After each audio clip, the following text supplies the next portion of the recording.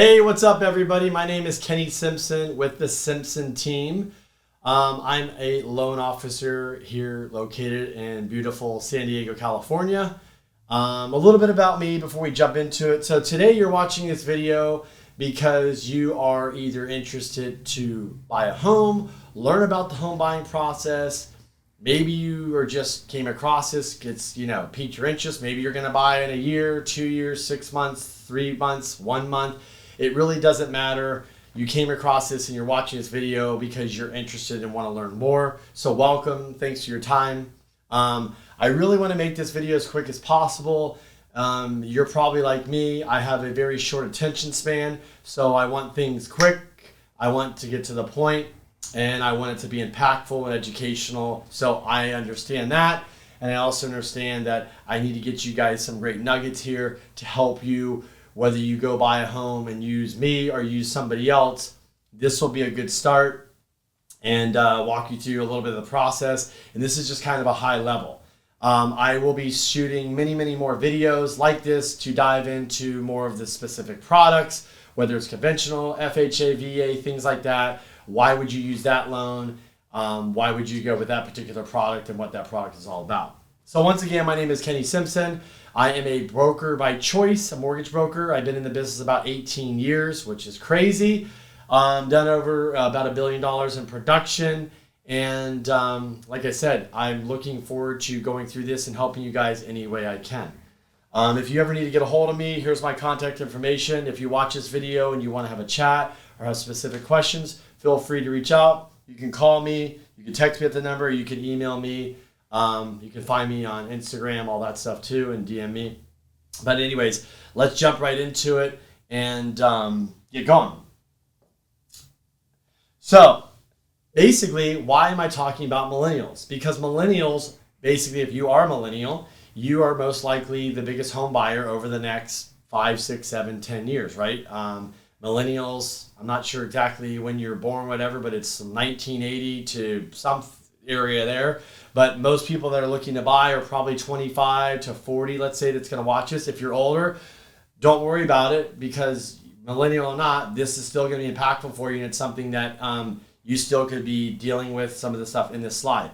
Also, I do know that one of the things that I've been doing this 18 years that I really have learned about a buyer is the reason why you're watching this video, the reason why you hire a realtor, the reason why you hire a mortgage broker is because you are insecure about this process. If you've never bought a home, trust me, it's an overwhelming process. Not only are you probably buying the biggest ticket item of your life, but you're also going through, you've got to pull your credit. You got to check your income. You know, some people are weird. They don't like to disclose that information. You got to see if you can qualify. But what if you don't qualify? Are you going to take it personal? So what I want to accomplish today is whether you qualify or don't qualify, it doesn't matter. There's nothing to be insecure here. When you just spend the time and get educated, it can really help you make, decisions whether now is the right time to buy or maybe you should wait. Maybe it is better for you to rent and not buy, and that's okay too. So I'm going to go through some of this. I'm going to go through some common, problems and things that we have seen out there so I can help you deal with it and move on. So let's jump into it. So why should you read this e-guide and stuff? Basically, here you go. Millennials were born between 1982 and 2000. If you didn't know, there's 83 million of you. So there's a lot. And if you didn't know, too, 52% of you live with your parents. So if you are and you're saving money, smart. If you're not saving money, that's not really smart. You should go move out then, because why would you want to live with your parents, right? Just kidding. I'm not going to read through all this, but why should you read this? It's just like why you're here is because you should get educated. You should really learn about this process before you jump into the game of buying your home or buying an investment property, because it will just make you more confident, whether you have a credit problem or maybe an income problem or something. Like, just get it all out there, get it fixed, and then move forward. So when you're moving forward in a crazy market like today, you can make an offer, get it accepted, and be impactful, not waste a bunch of time. So if you haven't bought a home, you're not alone. Trust me, there's a lot of people that have pushed it off. When you're a parent, if you're a millennial and your parents bought a home and it was in the 80s, there was, go to college, get married, get pregnant, have a kid, buy a house, have a 401k. Well, if you're a millennial, you don't think like that. They didn't have the internet. They didn't have Instagram, TikTok, YouTube. They didn't have crypto, NFTs. They didn't have all this opportunity. You can just make money online out of your house. So things are different. So your parents could have been, hey, I'm a cookie cutter W-2 person, but you're like, hey, Kenny, I'm self-employed. I got a business. I do X, Y, Z. Can I even qualify? So things are a little bit different now. So if you haven't bought a home yet, who cares? It doesn't matter. Get educated. Basically, as I just said, the kind of what we know and what you may not know, but we know about you is you go to school, you go to high school, you go to college, you basically get out of college, you get a job, you fall in love, you get married, you have a kid, and when you have a kid, you look at each other and go, we need to get out of this apartment, we need to buy a house. And that's when you start reading a guide like this. So why are you reading this? Maybe you just got married, maybe you got engaged, maybe you're pregnant, maybe you had a kid, and you're like, we need more space, it's time to buy a house. So this is really, the responsible zone is calling, you're in the responsible zone. So married ages, what's just crazy is, I'm sure you guys all know this, our parents, they got married way earlier than we did. So I think we're smarter, we've learned from them. So like I said, if you want a copy of this, just hit me up. I'm not going to go through everything, but you obviously, everybody knows the buyer is later today. So everybody is staying at home longer. They're renting longer. They're traveling the world. It's not so important to go to college, get a job, get married, get pregnant, and have a house. It's being pushed off. So that is what this graph is really showing you, the different ages. And so basically, this is going through how home ownership is calculated. Really, this doesn't matter. It's not going to help you qualify or not qualify. This is just good data for you to know. You guys can go through. Like I said, I'm not going to spend a lot of time because this is not going to be impactful. I want to spend time on stuff that I can really help you with. Do millennials want to be parents? If you say, I never want a kid now, most likely you'll change your mind, because if you're 23 watching this, I felt the same way. Who wants a snotty kid running around your house? I have two, so most likely you'll change your mind. Hopefully you do, because we need you to have kids to help the economy keep going. What's holding millennials back from buying? Well, you guys right now, if I were you watching this video and you're sitting next to your wife or your girlfriend, and maybe she heard this and looked at you and said, wait a minute, I'm gonna be your wife? I didn't mean that. I just said she could be your wife. Maybe you're sitting next to your fiance. Maybe it's you, your wife, and your kid. Maybe she's pregnant. Maybe your kid's breathing on you and snotting your nose right now. But regardless, what is holding millennials back from buying? You should really right now is grab a piece of paper, hit pause, and get with yourself or your wife, significant other, your girlfriend, and start writing down what's holding you back, like pros and cons, because you only know that, but we statistically know what's holding you back. So the top reasons, renters for Fannie Mae top reasons are insufficient credit score, can't afford the down payment, insufficient income, too much existing debt, lack of job security, process is too complicated. Well, let's go through this real quick because this is important. Process is too complicated? It's not, trust me. If maybe you heard of somebody that had a bad experience or didn't have a good experience, I'm telling you the process is not complicated. Get with somebody like me. We will make it very easy. Lack of job security. Absolutely. If you don't have a job and you can't pay your bills, then you probably don't want to go buy a house. Too much existing debt. Absolutely. We can talk about getting a game plan later for debt, but that is something that will hold you back because you can't qualify.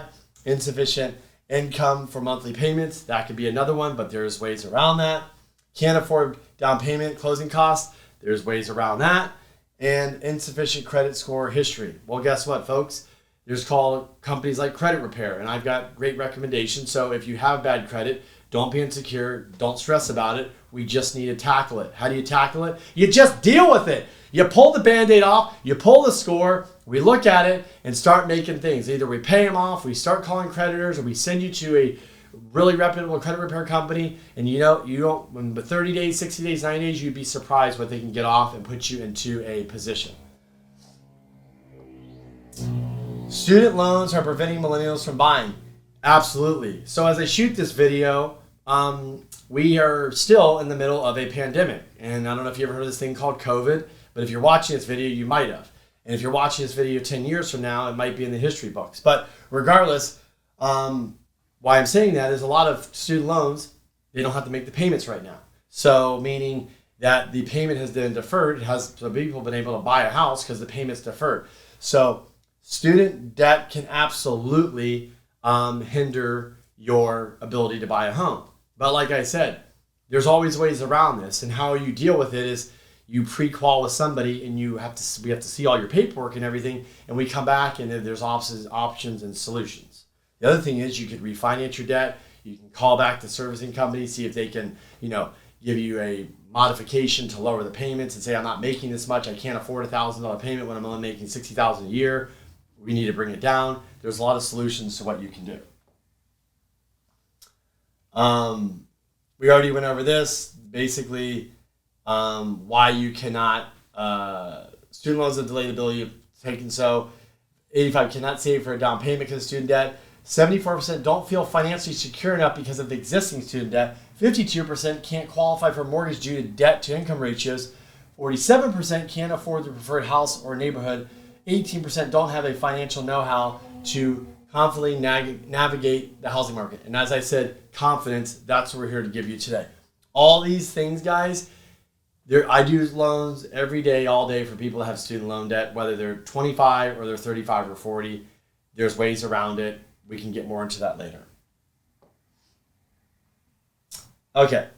So basically, this is an interesting statistic. So under $10,000, if you know where you are, this is kind of, so the median amount is $25,000, and this is kind of what you guys have for student loan debt. Some of you wish you never got student loan debt because you're like, I never did anything for me. I'm doing something completely different. So we just went over myth number 1, student loan debt. I can't afford, Kenny, it's killing me. Well, what are a couple things you can do quickly? Number 1 is could you refinance the debt to a lower rate, extend out the payment period? Number 2, could you call back the company and say, hey, I'm only making $60,000 a year. You're charging me $800. It's really killing me. Can we do a loan mod? Can we bring the payment down? The government has made things where they basically have a payment that's more aligned with your income. So there is options. You just have to investigate more. You have to learn more about it. You got to get on the phone and call, see if they can help you too. And like the third thing is like if you're buying with a wife, a spouse, you have double income, maybe you can get around that. The other thing is that just go get pre-qualified and see what you can qualify for. And maybe you can squeeze by, because sometimes the debt to income ratio, so that means the debt you have. So let's say you have $5,000 of debt every month and you make $10,000 as a household, you're at 50%. If you make $4,000 divided by 10, you're at 40. So the other option you could do is have a cosigner, your mom, your family, that for a period of time until maybe you ramp up and you get more income. They can come on a loan with you. I've had this recently. They come on the loan, they help you get the house, and then in a couple of years you refinance them out. Mom goes their merry way. Thanks, Mom, for helping me out. You got an income bump, and you figured out either I can afford the payment with the student loan, or you negotiate down the student loan every month, and now you're in a better position to win. So myth number 2, you need 20% down for a down payment to buy a home. Incorrect. For a single family residence, you do not need 20% down. If you happen to be military, you need 0. If you happen to be a first-time home buyer or a second-time home buyer or whatever, depends on what dollar amount you're doing. You could get, there is down payment assistance programs. Obviously, if you do that, it's a little different program. Rates will be higher. There's 3% down. There's 3.5% down. There's 5% down. There's 10% down. So 20% down is a myth. And how much was your down payment? You can kind of see like basically all these numbers right here. But basically what I'm going to tell you is where I'm in San Diego, the average down payment I think is around 10%, if that. It's not 20. And most people do not put down 20%. But guess what? You can get a gift from your lovely parents or your grandparents or an uncle or relative to help you with down payments. So you have a rich aunt or parents, hit them up, say, Mom, Dad, parents, I want to buy a house. Gift me the money. It's sitting in the bank doing nothing else. Support me, for crying out loud, right? So there's a option as well. But 20% is not needed. Here you go. 10% down, 3% down. So 5 years. So this is kind of, this just shows you, most people are putting a lot less down than you think. So anyways, the higher you go, jumbo loans, multi-million-dollar properties, You can even still put 10% down sometimes. And most of those people are putting a little bit more down, but you can kind of see in the areas where really this is, like I said, in San Diego, we're pretty high.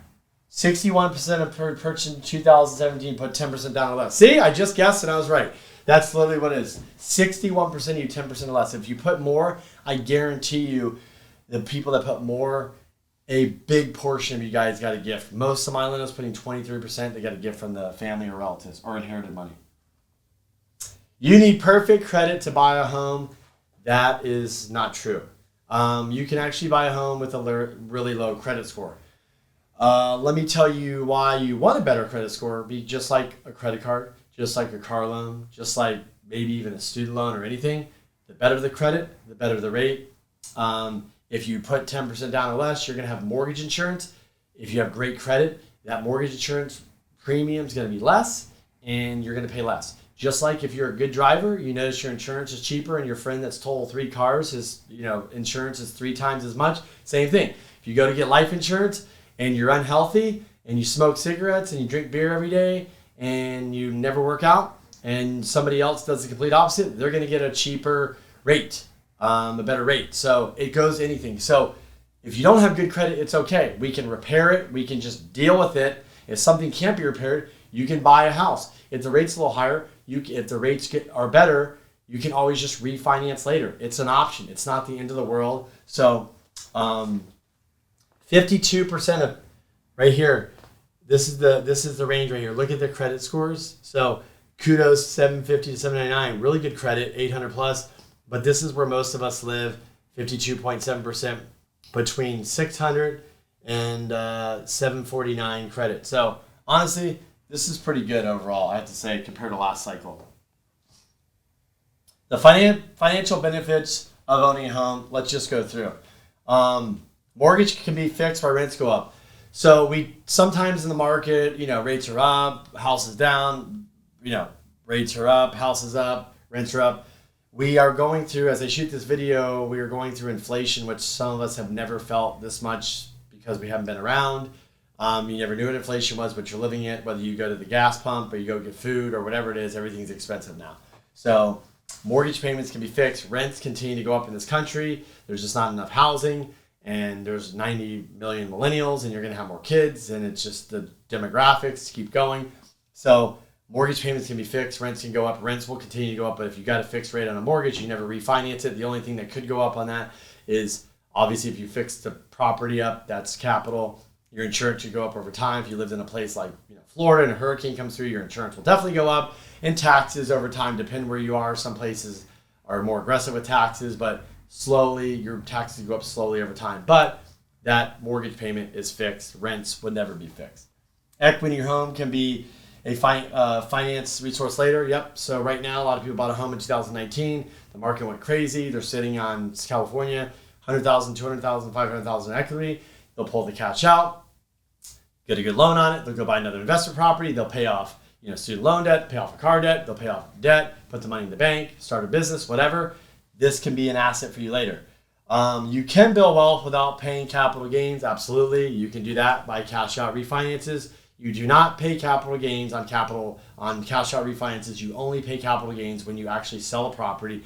But if you're not married, it's $250,000 over 2 years. If you're married, $500,000. So if you bought a home 2019 and you sell it today and you made $500,000 here in San Diego, California, and you're married, kudos to you, tax-free, and it's a really good way. If you take that money and really deploy it right and invest it over time, that could turn into millions and millions of dollars, which could set yourself up for the future. A mortgage can act as a forced savings account, absolutely, because you're paying down debt on something. What you might not know is you get 80 years old from now, you have a house worth several $1 million. You could leverage it, you could sell it, you could rent it, you could do a reverse mortgage on it, which means they pay you every month. There's many, many options on a house in future, and if values go up. Keep in mind, house technically I consider as a liability, not an asset, because you have to pay for it every month. An asset is something that pays you. So keep that in mind, but not all liabilities are bad, right? Because this goes up. Overall, homeowners can enjoy great wealth growth than renters. Obviously, if you rent, you cannot write off your taxes, your interest in that. Obviously, if you rent, You can't really fix up your property. Obviously, if you rent, your rent's going to go up. And obviously, if you rent, you cannot take advantage of appreciation. So this is really big.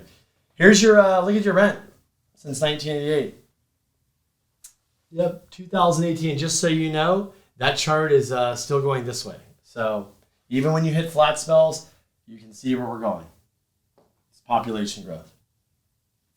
Okay, a homeowner's net worth is 45 times greater than a renter. So increasing gap in families' wealth. So over time, increasing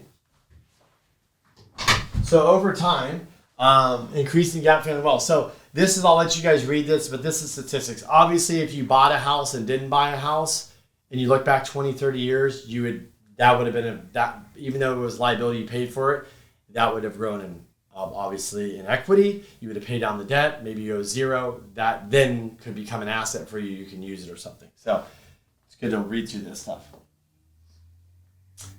Your home is an asset you can borrow against in the future. I kind of already went over this. This is basically, the map was created using the report CoreLogic, shows the average equity gain per mortgage home in the past 12 months. So basically, we've been in a boom. So like, for example, California, in the last 12 months, you've gained $44,000 in equity on the average. Florida, 12,000, Texas, 9, 27, Nevada, Oregon, 17, Washington, 40,000. Looks like the West Side's the best side. I don't know. Look at this, guys. I don't know. Does that tell you something? I don't know. I know we got high taxes and schmolitics here, but look at the game. But how is your home in the future? I went over that. You can do a cash out refinance. You could sell it tax-free. You could, put an equity line on it. You could just sell it, go back to renting, and buy an investment property. There's many things you can do, but it can become an asset. But remember, it's I consider it as liability at first because you got to pay it. It doesn't pay you. Why millennials choose to buy? To have control of their living spaces, that's 93%. To have sense of privacy and security, that's 90%. To live in a nicer home, that's 81%. To feel engaged in their community, 75%. To have flexible and future decisions, 53%. I think, why would you want to move? That is something, obviously you can answer yourself, but those are the top reasons after people running the study. Tips for preparing for homeownership. Okay, so what I'm going to talk about quickly now is mindset.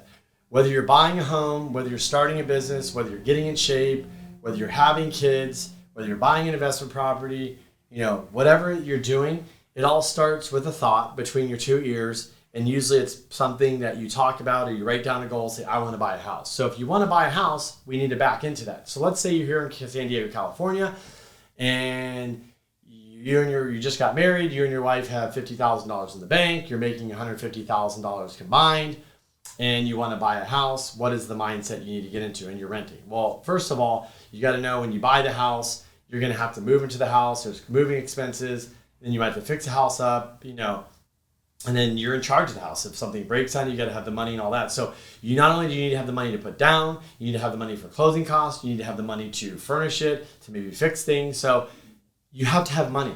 Unless you have rich parents, kudos to you, tap into them. But if not, you got to save money. So it's not just, I've got enough for the down payment and the closing costs. What about moving? What about all the other stuff? So you need to have money for other things. How about the heater breaks? How about the AC breaks? How about the plumbing pipe breaks? You have to fix it. It costs money. Going into debt for that really is tough. So save money, and then save money for the rainy day, or you can fix things. And what is that? How much is that? I don't know. You have to see what it is, but I would imagine, if you go into a house and move in there, you probably want to have a $5,000, $10,000 cushion to fix something. So one way to start your down payment is automate your down payment savings. So what I like to call it is a bill. You need to act like if you're going to save $1,000 a month or $2,000 or whatever, it is a bill. It comes that when you get paid, it comes out of your checking right away and goes into an account that is a pain in the ass nightmare to get out of. So go set up an account at a bank that you might even have to walk into to get the money out of. It's like a nightmare to go get it. You want to force yourself to save. Just have it come out like a bill. You pay your car payment, you pay your cell phone bill, your cable bill, your internet bill, whatever it is. It's just another bill. So whatever you're trying to save over 6 months, a year, 2 months, back up. If it's 50,000, it's 25 a year. It's about 2,000 a month. Do it. Just set the bill, let it run. It's amazing how it adds up. Build your credit history, keep it clean. Look, if you're starting to buy a house, pull the credit, see where you're at. You can go on Expedia, TransUnion, Equifax, pull that score, look on there. Is there any bad crap on there? If there is, deal with it. Call somebody like me. Hey, Kenny, I pulled my score. I'm not looking to buy now, but maybe in a year. Can you spend 5 minutes to run through this? Anything I can do? Or I can refer you to your credit repair company. And there'll be a link somewhere on this video or something up here, over here, or there, wherever, that's going to talk. You can watch a podcast I did with a credit guy, but just get serious about it and make sure you need credit cards, you pay them on time, you pay your bills on time, you don't avoid medical lates and all that stuff. Just be very conscious of doing the right thing. Practice living on a budget. Yeah, when you buy a house, it's going to cost more. If you have AC, if you have heat, it's bigger. If you get a pool, whatever, it is going to cost more money to run that house. You have to allocate that in your budget. Know your credit score. This is down the road. Instead of this, I would go to my podcast I did, which the link will be here. You click on this and listen to the podcast about credit, how to fix it, things like that. And the guy, my credit guy, he has a lot of great videos on his website. I'll let a professional, I can sit here and talk about it, but there's so much homework and research and stuff you can do on his website. It's such good information. Okay, we're wrapping up here, guys. So sellers, you're serious, get pre-approved. So whether it's a crazy market like this or any market, you don't want to start looking for homes until you're pre-approved. You don't want to waste your time or realtor's time. So what do I mean? Get pre-approved. Call somebody like me, fill out the application, send me your docs, let's go through it, let's pull your credit, let's make sure you're ready to go. So when you walk out there and you go put an offer in a house, if you got to close in 15 days, 21 days, 30 days, you're ready to go. You're not just wasting time. So getting pre-approved is very, very important. So we need to look at your application. We need to look at your income history. We need to, are you salaried? Are you salary plus bonus? Are you self-employed? How's your credit? Do you have reserves? Is there collections on your credit report? Is there anything that we need to resolve? Is there a bankruptcy or foreclosure in the past? Whatever it is, no problem. Let's rip the Band-Aid off. Let's deal with it, good, bad, or other. And when you put yourself in a position to go and you write that offer and that agent calls me and I can go, hey, Mary, she is strong. She's ready to close. We can close in 15 days. That's how you get offers accepted. So if you need to know more about down payment assistance programs, let me know. We can talk about that. What to look for in a real estate team? Well, I'm just going to tell you guys this. A team is really important.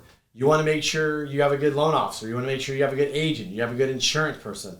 That agent has a good inspector. You want to make sure your loan officer has great rates. They have great products. They can put you in a place. They have good appraisals that can get out there fast. It's just really important. It's just kind of like if you're building a company, who's on your team. So it's very important you have that. If you're buying in real estate investment properties, are you going to manage? Are you going to self-manage? Are you going to find a property management? Do you have a handyman? Do you have a real estate attorney? These are the things you want to have. So what to look for on your team is you're looking for people that are going to not just sell you, they're going to educate you. They're going to, like me, spend the time to educate you so that way you make a great decision and you make the right decision for you and your family. You're happy with it. And keep in mind, my business is mainly off of referrals. And I'm going to be honest. If I do a great job with you and I educate you and I put you in a position to win, you're going to refer me. If I do a shitty job, you're not going to refer me. Just like if you go to a restaurant and you have a shitty experience, you're probably not going to go back. So I want a good review from you. I want a referral from you. And that means I did my job, which was educate you and put you in a position to win. Happy house hunting. If this world of Google searches where it seems like all of the answers are just a mouse click away, you need an agent who is going to educate you and share the information that you need before you even know you need it. So house hunting is crazy. Going on Google, finding a house, putting an offer in, you could do that. Having an agent that has relationships with other agents. So that's what you don't understand is that whether it's a loan officer or an agent, they have relationships with all these agents. They know them. So if they put an offer in or it comes from, Mary the agent or Joe the agent and Kenny's the lender on it, and they have an agent with these, they have a personal relationship with these agents and they get 4 other offers, they don't know them. That's an in for you. That's going to help you. They have that relationship, whether it's a year, 5 years, 10 years, it can help you get into. So when you're house hunting, you want to know your budget, you want to know everything because you can be more impactful. Say, this is exactly my search criteria. I'm going to buy a condo. The HOA can't be more than $500. So if it's $700, can't afford it. It's out of my budget. Don't show that property to me, right? If there's a house and you can only afford $750, what are you looking at $900,000 on a house? It's great you want to daydream, but that's not going to get you a house. That's just daydreaming. So let's recap what we went over. So we can do that. This is the cliff notes here. Debunk myth number 1. You don't need perfect credit. We went over that. If you don't have perfect credit, it doesn't mean you can't get a loan, but you should still always want perfect credit. So whether you buy or you don't buy, go get your credit repair fixed. Again, watch that video, my podcast, some great tips and tricks on how to do that. Down payment, myth number 2. Do you need 20% down? Absolutely not. You can have 0 down. You can get a down payment assistance program. You can get from a family, or you can put as little as 0, 3, 5, 10% down. Debunk number 2 is you can still purchase with student loans. Yes, everybody thinks you can. There's ways around this, like I said. Could you refi your student loan? Lower the payment? Could you extend out your term? Could you go to the student loan lender and say, hey, look, this payment's too high. Is there anything we could do to modify it down? They can work with you. Or bringing somebody on the loan. A non-occupant co-borrower, somebody that can help you co-sign maybe for a period of time until you're like, hey, I'm going to get that raise. I'm going to get that bump in salary in 2 years. If I stay here, then I can get them off the loan. We can refi them out. So, again, my name is Kenny Simpson. That was the quick overview. If you have any questions, let me know. I'm here to help. I know buying a home is overwhelming, especially right now. Being prepared is the most important thing. Having a great team is super important, but also having the confidence and the mindset to know that if you're going to do this, you're aligned with yourself, you're aligned with the person in your household you're buying with this, or if you're going to bring in a family member with a gift funds or whatever, you're having the conversation. You're like, it's very easy to go to your mom and dad and say, hey, I did the homework, I'm pre-approved, I can get this, that.